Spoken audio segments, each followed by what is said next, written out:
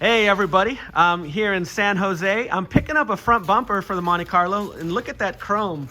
Renee, you mind? Thank you very much. Beautiful bumper here. That's been re-chromed, and I'm here with Renee. She's been in the chrome business for many years. 47 years. Renee, would you mind kind of talking to us about your background in the chrome industry? Well, I started when I was about 19 years old with T&B plating in San Jose. Then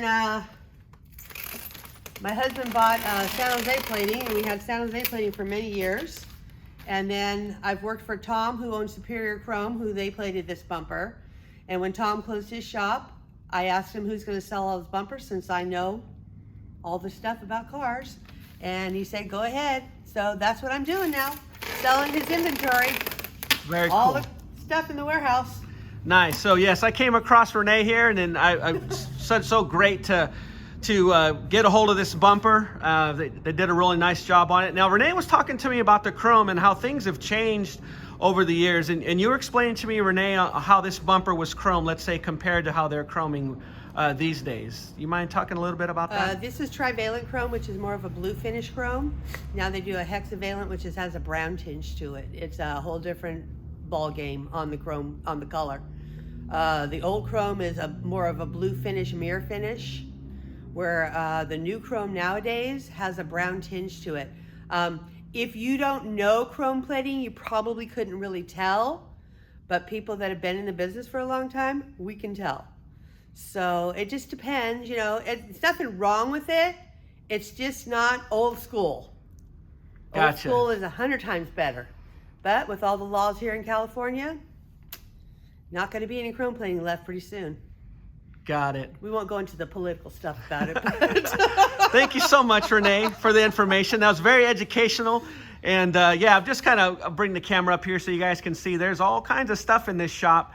And as Renee mentioned, she's offloading this stuff, or selling it, I should say, yeah, from the old shop owner here. And thank you so much, Renee, for the valuable information that you gave me and the viewers of my YouTube channel. And we'll talk to you all later. Have a good day.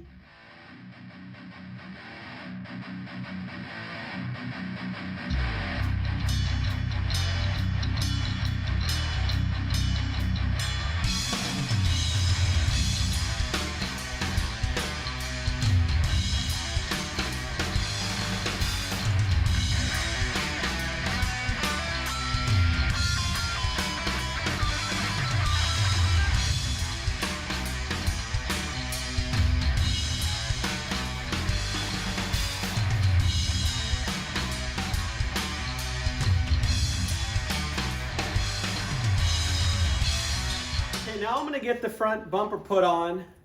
So what I want to do is I have the bumper brackets here that I got powder coated last year at American Powder Coating. So I'm going to get these open up, and I'm going to get the brackets installed, and then once I get them on there, I'll show you guys. I'll get the camera over there so you can see what the brackets look like. So I opened the wrong box. I opened that box, said front bumper brackets, and it was the old ones that one of them was all messed up. So I started kind of freaking out because I thought I had everything powder coated, and then I did remember that they were in a box somewhere in my shed. So found the box. So let me crack this thing open. I put these things away, you know, like, I don't know, year and a half ago, probably a year and a half ago. You know, just trying to find all my parts basically. So let me get this opened up. So here's one of the brackets, and again, I got to figure out how these go on. I'm going through the factory assembly manual, and I've seen it before, but I can't find it. So I'm thumbing through this thing trying to find the section that shows how the brackets go on. So, but you know, these turned out really good. Lay them on the floor there. I got a blanket on the ground there. We got this one here. I gotta double check to see if this is in the front. So set that aside. All right. Here's the other one. So there should be another pair of these two that I took out. Set that down. Awesome. Okay, yep.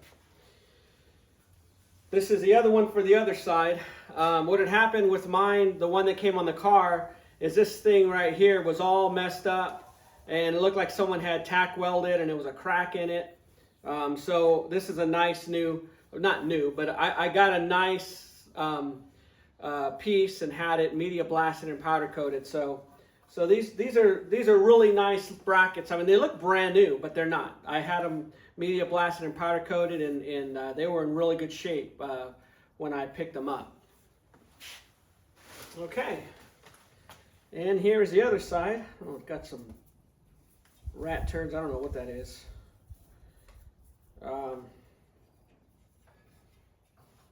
There's the other one. All right, I'll put the camera down there so you guys can see in a second. Just want to make sure I got everything on the bottom. Okay, so here are the brackets that I have for the front. So next thing I'm going to attempt to put them on. So I'm going to thumb through that shop manual again and double check. Okay, so I found it in the factory assembly manual, but the diagram that I found is not good enough for me. It's just one little, it just shows one side, and it's not very detailed. But I do also have the chassis service manual as well, and it has some diagrams in here. So this is pretty well detailed for me. This is good enough. I just want to make sure that I get it right the first time, because it's kind of a little interesting the way the brackets come together. So I'm going to go ahead and get these on, and then I'll show you where I'm at when I'm done. I just wanted to show you guys how the bumper brackets go on. There's like a little tongue thing that sticks out, and it goes in a groove, and the two brackets come together like this, just like that, and then they bolt right here. So they go like this, and I'm going to go ahead and get this bolted in right now. What I did is I put this bolt in first. There's actually two bolts that go here, one there and one in the back, and so this has to go in first, and then you go ahead and trying to stick that little tab in there. Let's see. So now that I got the tab in there, then now I got to push the bolt through. That's how the bolts are going to go in, and I'll roll the camera again once I get the nut on the end of this bolt on the end, because this is going to be a bit of a challenge.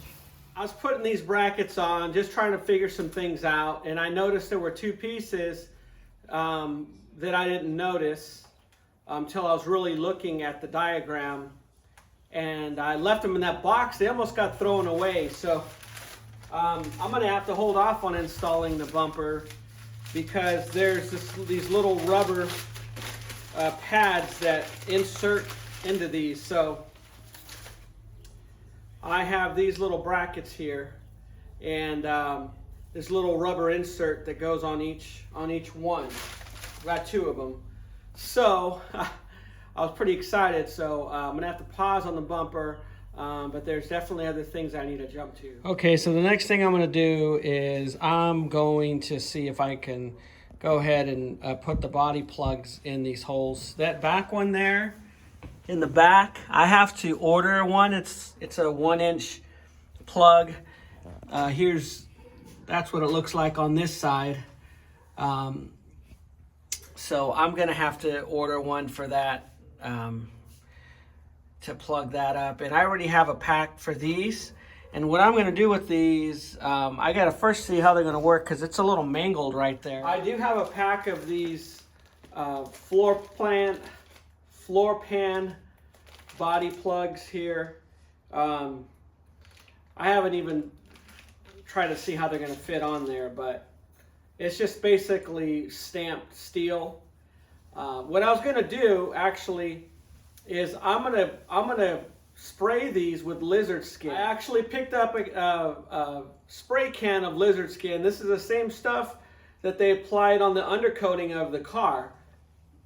but I was able to find it in a can as well. So I'm going to spray these with lizard skin, and then I have some body sealer that I'm going to use to go ahead and mount them.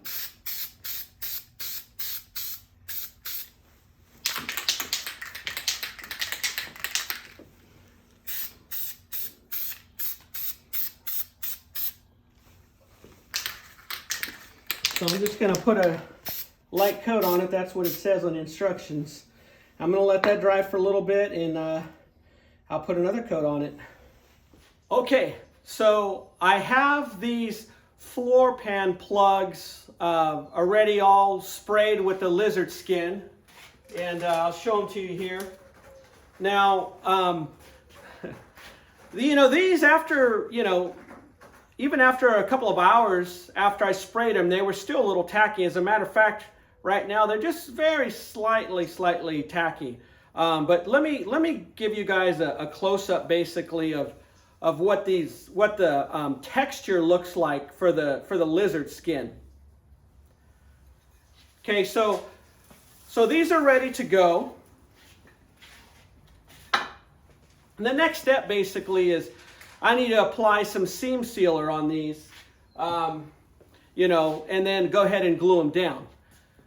So I'm real excited, ready to get that done. So basically I can have at least those two plugs put in. I still have to get a plug for the rear seat. Underneath the rear seat there's a little round one, little 1-inch plug. The factory one looked like it was a hard plastic, and I'm just missing one. But I found a set of metal ones at OPG. So I went ahead and I ordered those. So when those come in, I'll do the same thing. I will apply the lizard skin and then the seam sealer, and then get those put on. So okay, now back to my story here. So I was ready to put these on. I'm excited, just so I can get that done. And so I went ahead and grabbed this seam sealer tube here, and I was looking at it real quick. And the first thing I noticed is take a look at the back there. So the back of it, basically, it has that little tab, right? This is just as if this was a cartridge of grease. And if you don't know, cartridge of grease goes inside of a grease gun, like a cylinder tube, basically, with a sealer cap on the back of it. So it's all sealed in there. So this seam sealer has to go in a similar apparatus. And so I was all ready to go. I had my caulk gun here, and I'm thinking, heck yeah, I'm just going to stick it in here and get all that applied there. But it's not going to work. So, story of my life. So I began to read the instructions on this, and let me grab my glasses here.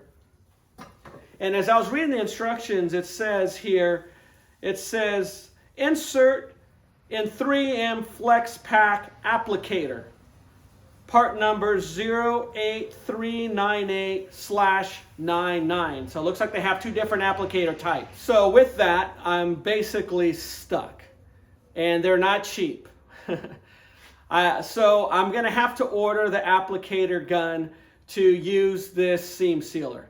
I'm sorry about that. I was really excited to get this done. Anyways, I put in the order for the round plug. So by the time those come in, I get those sprayed. Then that seam sealer gun should probably arrive around the same time. So I should be able to get that done hopefully in the next video. That's my goal. But the story of my life with this build, it's just like the bumper, right? I was so excited to get that bumper put on, and then I run into that problem. I don't have those little rubber pieces that I needed. So, and I thought to myself, I said, you know what? I'm going to go ahead and open that bumper up. Because it's all wrapped up in newspapers and taped up really good. I thought I'm just going to open it and show everybody the bumper. But you know what? I don't want to touch it until I'm ready to install it. So sorry about that, everybody. I really appreciate you all that have been watching this. If you're new, the first time you've ever seen this channel or this video or any of my videos, please like and subscribe. I really appreciate it. Just trying to get the word out there to all the fellow car enthusiasts that, you guys work on your own things at home. Just want to encourage you to keep those builds going. I really appreciate it, and like and subscribe.